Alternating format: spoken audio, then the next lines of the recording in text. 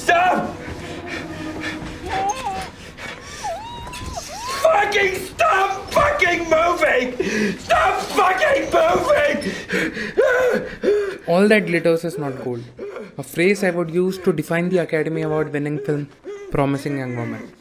For me, this phrase is not about greed, but it points out that anything you assume has a high possibility of being wrong. Before I explain, let's take the first scene of the movie. The beginning of the scene is described with a few shots of the dance floor, but particularly emphasizes the uninteresting nature of the men dancing on it. From then, we move on to the bar where three young men are gossiping and backbitching about their colleague before their eyes fall on someone, a drunk woman who is barely able to hold herself up. While two of them are eyeing her with all the lust, the third one tries diverting the topic, which eventually fails. Hey, let's talk to Brian. I think he might be amenable to the idea if we all present a very nice... that is just asking for it. But as they almost decide to move ahead and exploit her vulnerability, the guy intervenes again with the reason of checking on her. Like any nice guy would do, he helps her catch a cab and decides to drop her home. Only in the midway, Jerry changes his mind and decides to drive her to his apartment and take advantage while she is still drunk. As he forces himself on her without her consent, she gets up and we find out that she has been sober all along. Screenwriter Emerald Fennell is able to surprise us with this scene because she has created an illusion or a false belief in the audience about two things. Cassie, who is heavily intoxicated, is unaware of the things happening to her. And Jerry is a nice guy who stops his colleague from taking advantage of any woman and would drop them home safely.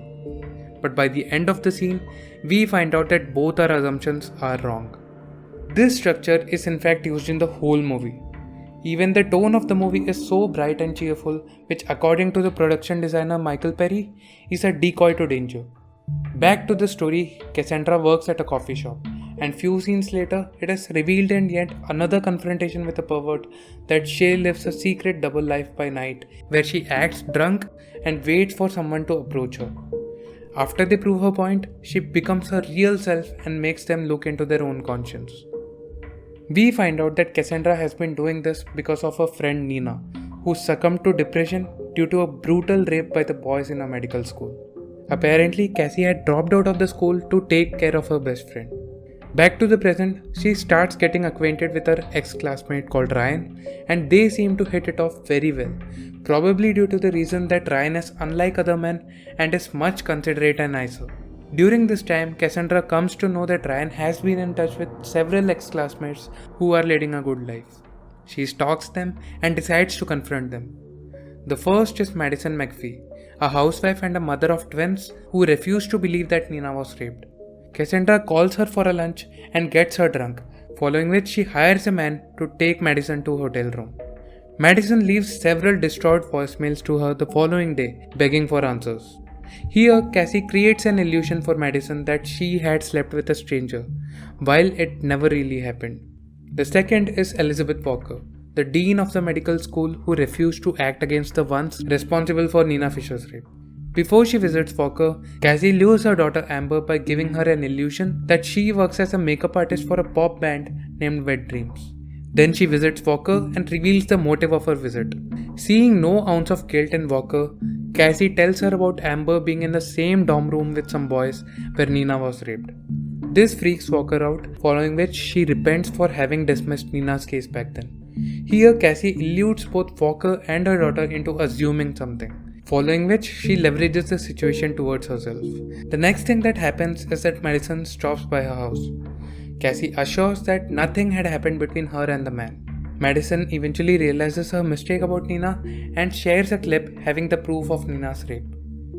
After looking at the clip, Cassie realizes that Ryan had also been a part of it.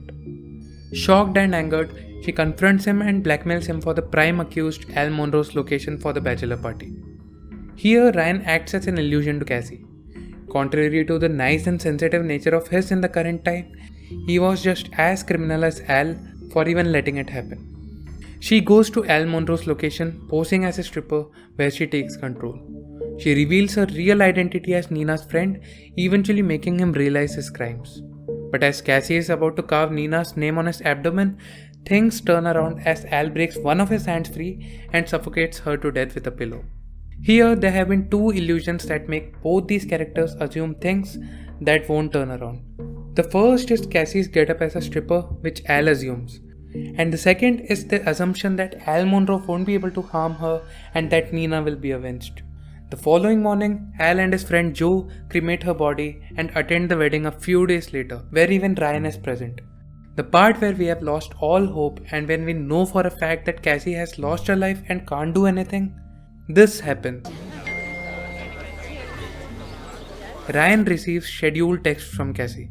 We come to know that she had sent evidence to Jordan Green, Al Monroe's former lawyer, who had been forgiven by Cassie after knowing his guilt-ridden psychotic episodes. Eventually, Al Monroe gets arrested and we realize that Cassie's death has been an illusion. We as an audience are somewhat satisfied with a bittersweet ending and know that eventually everyone will be arrested.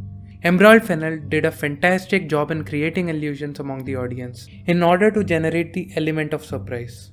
This is the type of thing only magicians would do. They create illusions about their hands or hats being empty, but when they pull something out, it surprises us and fulfills their purpose. But you know what? Storytelling is nothing less than magic.